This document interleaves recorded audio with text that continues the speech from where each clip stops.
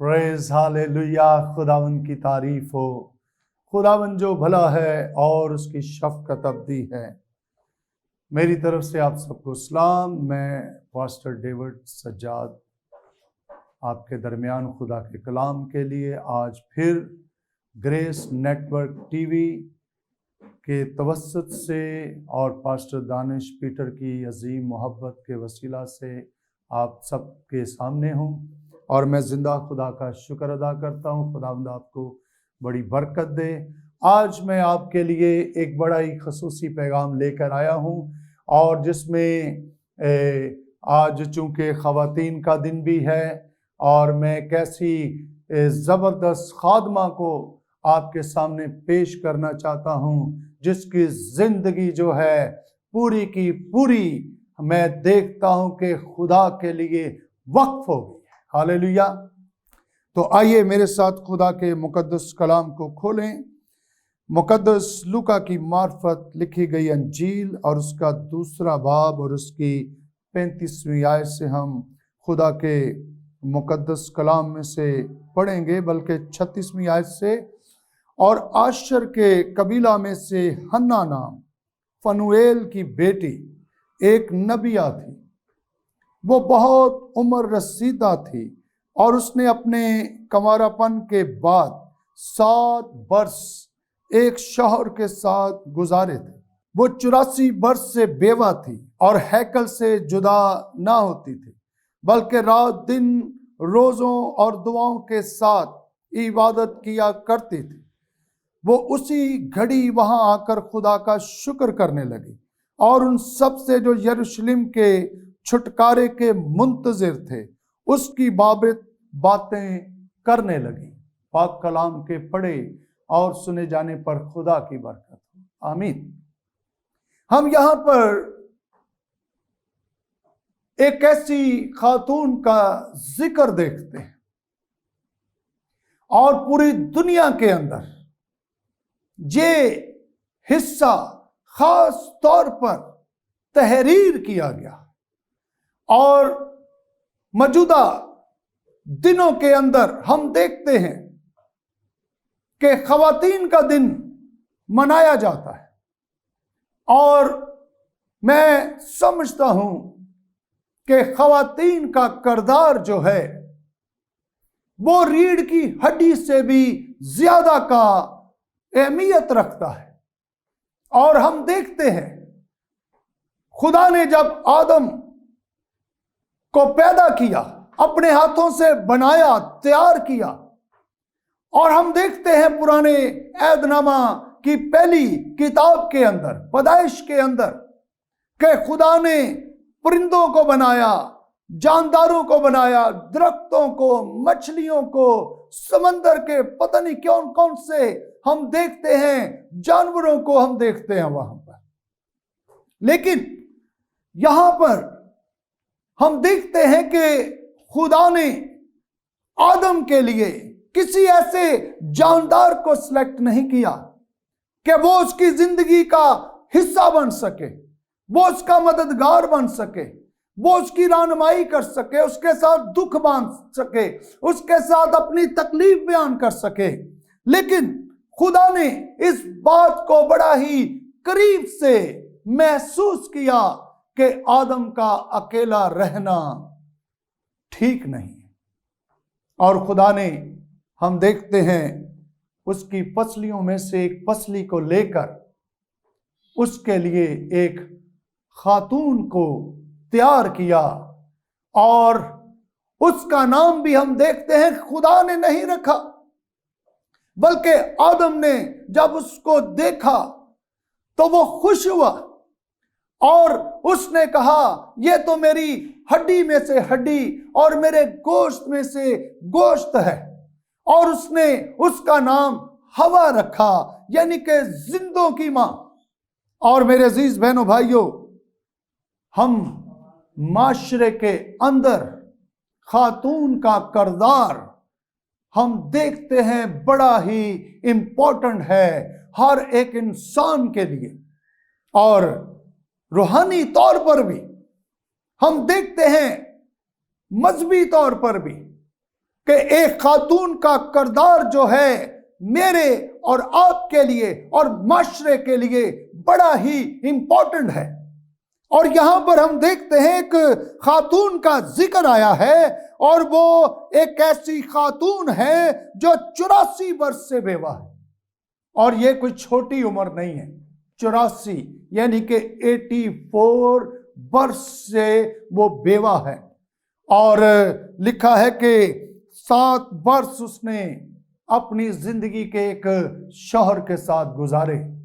اور پھر ہم یہ بھی دیکھیں کہ جب اس کی شادی ہوئی ہوگی، یہ وہ دور ہے جب بیٹیوں کو 13 14 15 سال کی عمر میں بیاہ دیا جاتا تھا۔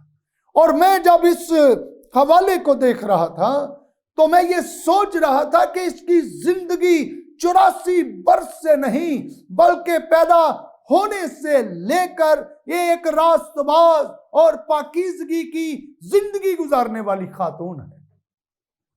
اور اس کی ماں جب یہ پیدائش کے مراحل میں ہوگی تو اس نے اس کی سوچوں کے اندر خدا کے کلام کو ٹرانسفر کرنا شروع کر دیا، اور اس کی زندگی کا محور جو ہے، چاہے وہ شوہر کے ساتھ ہے، چاہے وہ عام زندگی میں ہے، چاہے وہ روحانی زندگی میں ہے، اس کا جو زندگی کا حقیقی محور خدا اور خدا کی زندگی ہے، دنیا داری نہیں ہے۔ اور یہ خاتون کا زبردست کریکٹر مجھے نظر آتا ہے، اور ہم دیکھتے ہیں کہ یہ ایسی زبردست بہن ہے، بزرگہ ہے، بیٹی ہے، جو اپنے گھرانے کے لیے، اپنے خاندان کے لیے، اپنی قوم اور اپنے ملک کے لیے، بلکہ خدا کے لیے بھی ایک عظیم نمونہ نظر آتی ہے۔ اور ہم دیکھتے ہیں کہ یہ 84 برس اپنی زندگی کے گزار چکی ہے، بہت لمبا عرصہ اس نے گزار لیا۔ یہ نہیں ہے کہ شادی سے پہلے کوئی زندگی ہے، شادی کے بعد کچھ اور زندگی ہے، اور شوہر مر گیا تو اب کچھ اور طرح کی زندگی میں گزارنا شروع کر دوں۔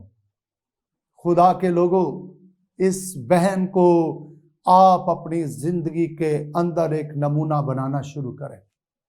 آپ کی زندگی اسی طرح کی بہت ساری ایماندار بہنوں کی زندگی کے گرد گھومنی چاہیے، اور پھر ہی جا کر آپ ایک معاشرے کے اندر ایک ٹھیک خاتون کو ظاہر کر سکتے۔ خواتین کا مطلب یہ نہیں ہے کہ جو عورتیں ہیں، جو بیٹیاں ہیں، وہ کیسی بھی زندگی گزار رہی ہوں، جی آج خواتین کا دن ہے۔ نو اینڈ نیور۔ خدا کا کلام بتاتا ہے کہ تمہیں میں نے خون سے خریدا ہے، اور اب تم اپنے نہیں بلکہ مسیح کو ہو، کیونکہ تمہارے لیے اس نے اپنا خون بہا کر آپ کو ہمیشہ کی زندگی بخشی۔ اور یہ خاتون جو ہے فنویل کی بیٹی، اور یہ ایک نبیہ ہے، نبوت کرنے والی ہے، ایک زبردست خادمہ ہے، اور اس کی زندگی لکھا ہے کہ خدا کے ساتھ ساتھ زندگی گزار رہی تھی، اور ہیکل سے جدا نہیں ہوتی تھی، دعا بندگی کرنے والی زندگی، روحانی معیار والی زندگی، پاکیزگی والی زندگی، سچائی والی زندگی۔ اور موجودہ دور کی بہنوں کو بھی اس بہن کی تصویر کو دیکھ کر اپنی زندگیوں پر سوچنا چاہیے اور اپنی زندگی میں تبدیلی لانی چاہیے۔ ہم دیکھتے ہیں اس کے بارے میں لکھا ہے کہ وہ ہیکل سے جدا نہیں ہوتی تھی۔ خالی سنڈے کے سنڈے عبادت نہیں کرنی، خدا کے کلام میں لکھا ہے کہ سارے دن اینو ڈومینائی، لفظ اینو ڈومینائی کا مطلب ہے خداوند کے دن۔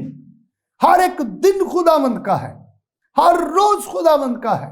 ہمارا سانس لینا اور سانس نکالنا خداوند کا ہو۔ اور اس کے بارے میں لکھا ہے کہ وہ ہیکل سے جدا نہیں ہوتی تھی، خدا کے گھر میں اس کا آنا جانا رہتا تھا، اور وہ خدا کے اس پیغام کو سن کر جو خدا کے بندہ داؤد نے فرمایا تھا کہ تیری ہیکل دے وچ کیتا تیری رحمت تے. وہ ہیکل میں جا کر خدا کی رحمتوں کو یاد کرتی تھی, خدا کی برکتوں کو یاد کرتی تھی, خدا کے بڑے بڑے کاموں کو بیان کرتی تھی, اس کا سنتی تھی کہ ہمارے بزرگوں کو خدا نے کس طرح سے پشت در پشت بچایا ہے. وہ ہیکل کو خدا کا گھر جان کر وہ جاتی تھی, کوئی ایک بلڈنگ جان کر نہیں. اب تو لوگوں کی سوچ بن گئی ہے, بڑی بلڈنگ بڑے لوگ, کم بلڈنگ کم لوگ.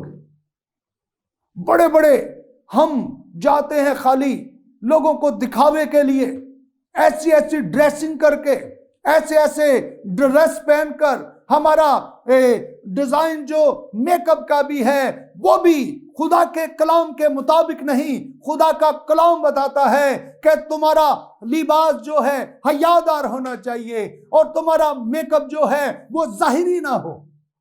اور اس بہن کی زندگی کے اندر میں سمجھتا ہوں دنیا والے کام نہیں ہوں گے, دنیا والی خواہشیں نہیں ہوں گی, دنیا والی سوچیں نہیں ہوگی, بلکہ وہ ہیکل کے ساتھ لگی رہتی تھی.